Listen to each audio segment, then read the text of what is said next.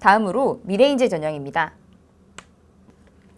미래인재 전형은 141명의 학생을 모집하며 국내 고등학교 졸업자 중 관련 법령에 의하여 이와 동등 이상의 학력이 있다고 인정된 자로서 자신의 전공 분야를 선도할 창의적 사고력과 역량을 가진 자를 선발합니다.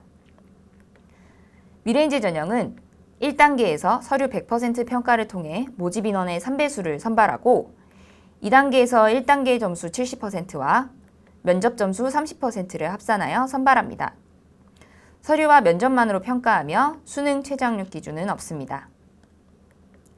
서류평가에서는 학교생활기록부, 자기소개서, 그리고 기타 제출 서류를 통해 드러나는 학생의 역량을 종합적으로 평가합니다. 활동증빙 서류는 선택사항이며 지원하는 학과와 관련된 교내 활동 및 성취를 증빙하는 서류로 최대 5개까지 제출이 가능합니다. 단, 고등학교 입학 이후 취득한 것을 인정하며 개인이 제작한 활동 내용물 모음이나 일반적인 내용을 담은 추천서 등은 반영하지 않습니다. 면접은 2인 이상의 면접위원이 수험생 1인과 면접을 진행하며 별도의 재심은 없이 자기소개서 내용을 기반으로 수험생의 역량과 인성을 파악합니다. 면접위원은 수험생의 자기소개서를 참고 자료로 활용하여 관련 질문을 하며 지원자의 품성과 태도, 열정과 진취성, 그리고 논리적 사고력과 표현력을 종합적으로 살피게 됩니다. 따라서 학교 생활을 충실히 하며 쌓은 경험과 지원하는 학과에 대한 이해를 바탕으로 자신의 생각을 조리 있게 말하고 자신감 있는 태도로 밝은 태도로 임한다면 좋은 결과를 거둘 수 있을 것입니다.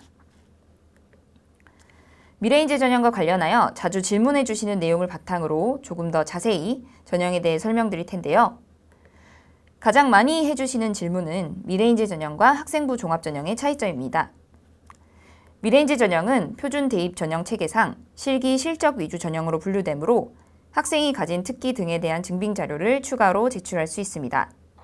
이는 학생부 종합전형이 학생부 외의 다른 서류를 제출할 수 없는 것과 대비되는 부분인데요.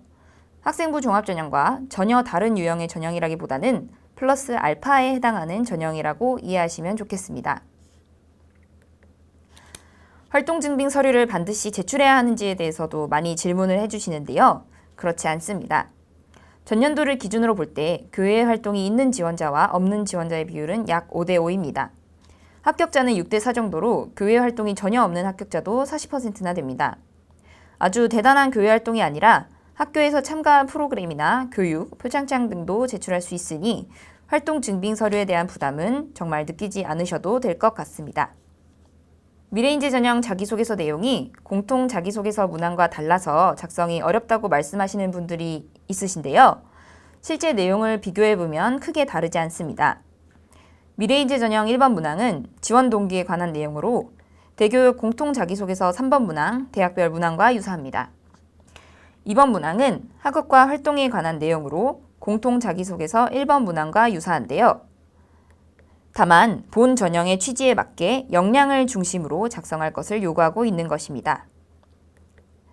마지막으로 3번 문항은 공통 자기소개서 2번 문항과 유사하지만 공동체를 중시하는 고려대학교 학풍과 인재상에 적합하도록 문항을 재구성한 것입니다. 미래인재 전형은 전공에 적합한 잠재력을 가진 학생을 선발하고자 합니다. 자기소개서를 작성하기 전에 본인이 지원하고자 하는 모집단위와 관련해서 어떤 활동들을 했는지 정리해 보시고 전공 적합성에 초점을 두어 자신만의 스토리를 완성해 나가면 좋을 것 같습니다. 미래인재 전형에 지원하는 학생들의 합격 사례를 보면 어떠한 경향이 있다고 정의하기 어려울 만큼 다양한 사례가 존재합니다.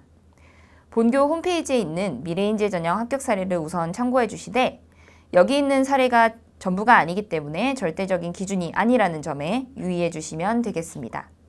또한 미래인재 전형 안내서에 학과별 인재상과 실제 합격한 학생들의 인터뷰를 담아두었습니다.